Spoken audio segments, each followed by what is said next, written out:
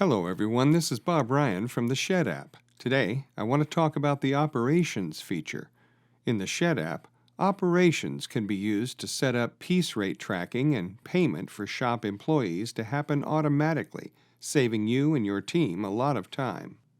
Elsewhere, we have another video where we show you how to set this feature up. But in this video, I want to focus on showing you how it works, how it can benefit your team, and the time that it can save you. So, to begin, I'll click on New Order. I'm going to select this store and then myself as a salesperson on the order. I'm going to go ahead and create an inventory request just to save a little bit of time. I select my building. I select the 10 by 16 and I let it load. One thing to be aware of is that operations are dynamic. They'll change with the options and the building sizes you select. For this demonstration, I'll add a single door. I'll center the door, and I'll also change the building color. Okay, I'll go up here to Summary and Checkout, and then once my assets appear, I'll click Finalize, and then Submit Order. All right. Now, on the sidebar at the upper left, I click on Dashboard. And the order we just submitted is in this row here, and I'll click this View Order icon to look at it. Now I'll click on the serial number to see the building details. It says NA right now because the serial number is not generated until the order is processed. Down here, we have an area for the operations, but there are no operations associated with this building yet. That's because the operations also won't show up until the order is actually processed. We've designed it that way so that the operations are always the most up-to-date. I'll show you how that works in a bit. So let's process the order. We'll click Manage and then Process Order. I'll go ahead and assign a driver for the delivery while I'm here.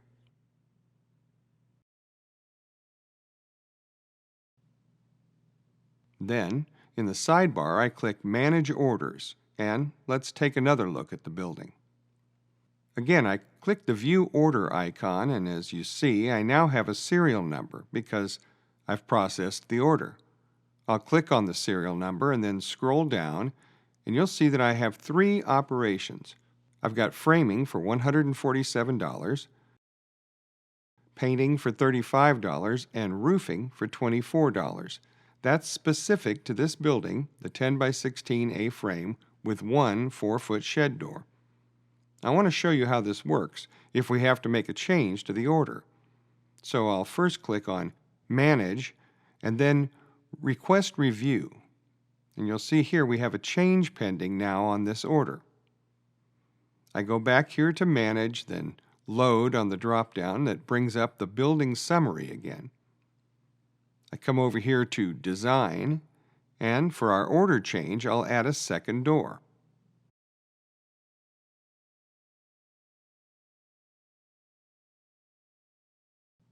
Okay, we finalize this order again as we did before. So we go to Summary and Checkout. Again, I want to wait for my assets to show up and make sure they've been saved properly. Then I click Finalize and again Submit Order. So let's take a look at this order again before we process it to make sure we have a good understanding of what the operation costs.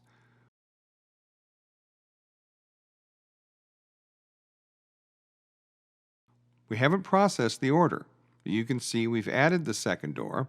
You can see the framing is still $147. The painting is $35 and the roofing $24. It hasn't changed. Let's click out of these windows and we'll again process the order. I click Manage, then Process Order. Now, since I processed it once and operations exist for this order, I want to click on Recalculate Operations. This is an important step so that the operations are updated whenever the design changes, as we did in this example. Let's click on Process Order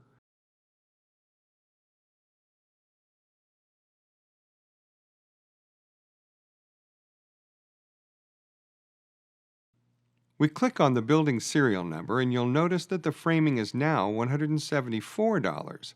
The painting is now $38 and the roofing is still $24. That's because we've added the second door, which has a framing and painting operation attached to it.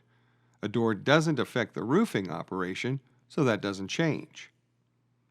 Now you can create as many operations as you want, and you can name them whatever you want, and they can be assigned to be completed at specific plant production statuses.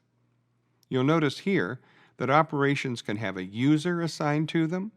There's a column for tracking completed at, or processed by, and then processed at. Let me show you how that works from the shop's perspective.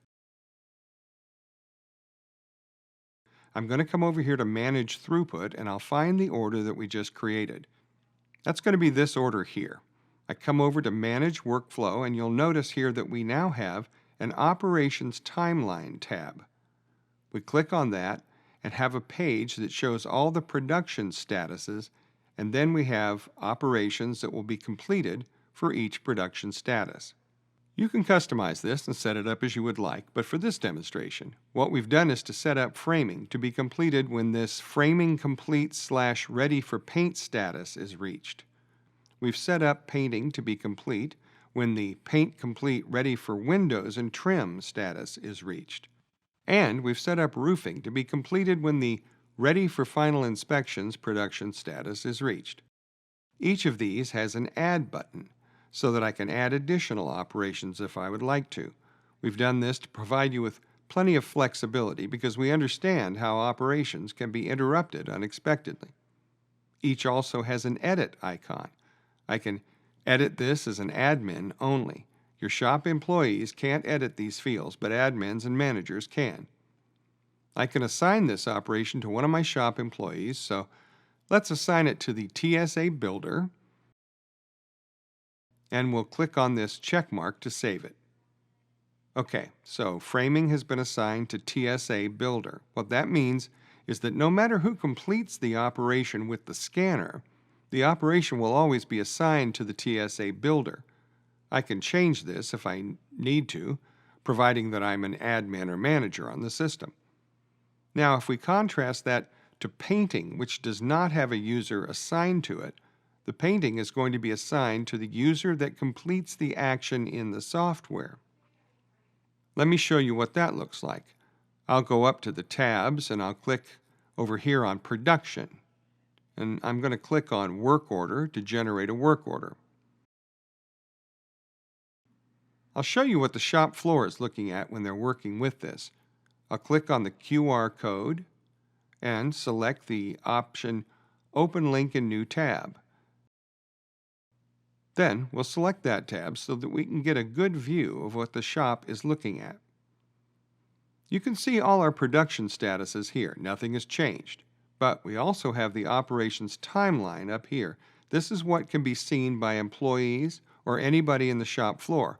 When they scan that QR code, they can come through and see the operations that have been established for this building, and then also see how much they're going to get paid. Again, we have the options for adding or assigning if we are an admin or manager. Let's come back over here to the production status.